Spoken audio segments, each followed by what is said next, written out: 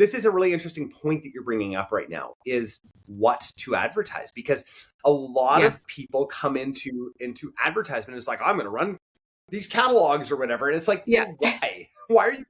Why are you doing that? Do you know, first of all, which products people then have a higher customer lifetime value on when they purchase from you first? Right? Because that's another consideration too, right? To pull on that lever of like, where are people going to go after they make this purchase? What product are you putting in front of them? Yeah. And that's where retention, like our retention, and that's the other thing too.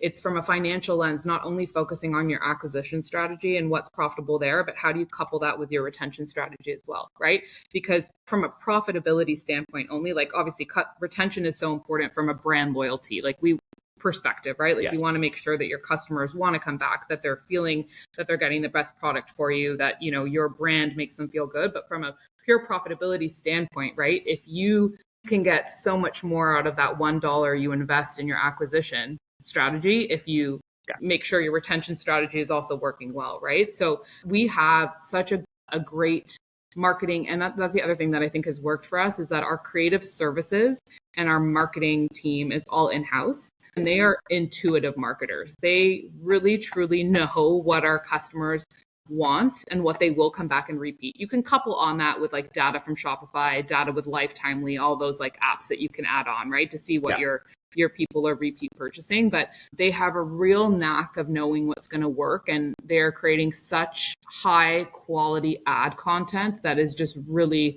really working for us because they know the customer so well, and it's so tied into our brand positioning. It's not like a third party is creating these assets for us. Like it's all done internally. So there's just a very cohesive messaging across the whole business. Big shout out to Lifetimely as well. I know I don't actually talk about them too often on this podcast, but man, oh man, if you're obsessive with your NCAC, that is the tool to use, right? Especially looking at your customer lifetime value, like seeing that there's like this great NCAC report that moves the bar to like where you're profitable. And I love seeing that bar, when it's on the left-hand side, right at the left, you're like, awesome, I'm profitable. It's like that RRSP optimizer, that little thing. I don't know if you've ever seen it when you're doing your tax return. You can like move the bar to see how much more money you need to get to maximize your refund. That's what it reminds me of. Yeah. Next time you're doing your tax return, use that tool. I run everything through trusts and corps and all that kind of stuff. I don't get to take advantage of any of that stuff. Yeah, but you're good to go. You know what's up. Oh, too much so do I know what's up with all that stuff. It gets me in trouble. I want to touch on your marketing team being in-house. Interesting. When did you guys decide? I'd love to know the why behind that. Well, I mean, you kind of talked a little bit about the why behind that. But also when you decided, when that actually made sense from the finance sort of perspective of bringing all of those people in-house. And what does that team look like on the marketing side?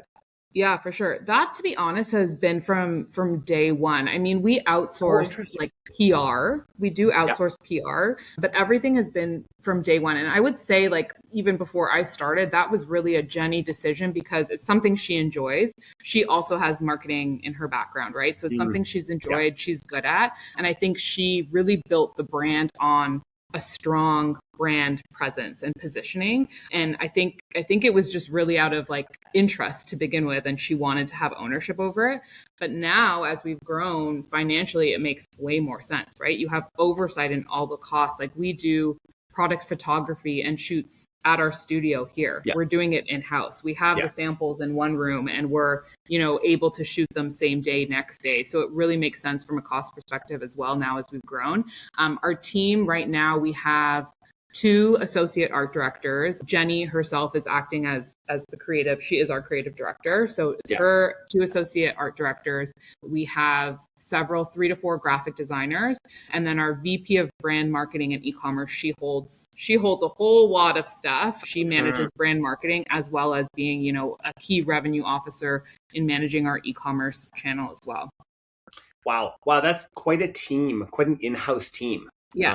Most people know I own a bunch of brands and then also the agency as well. And it's really interesting seeing the size of brands and when it makes sense and not to then get out of agency world, right? And I just don't think that it's a one size fits all. I absolutely don't. I think it's founder led, right? 100%. Especially I'm thinking about the brand that my wife runs, Little and Lively, and she wants control over everything. right? Like that is the type of person that she is in the best possible way, is that like, brand is so ridiculously important. I want to be in charge of all of that. Whereas some brands are okay. Some brands are okay being like, well, I this is more of a lifestyle thing for me, so let's hire agencies. Yeah. No, it's so brand specific. You're so right. It's like, it's no dissimilar than, it's different, but no dissimilar than like 3PL, right? Like we were joking about that the other day. Like we were saying like, oh, we could run a 3PL business, but no interest. I don't think Jenny has any interest in doing that. Like farm that out, do that third party. Whereas creative services, and I'm sure other founders feel that way about creative services, but that was never her angle. That's always been her joy and interest. And it's really worked for us. That's great. Preeti, what's one thing that you used to believe that you just don't believe anymore? I used to believe that making decisions with your gut was not the right way to go.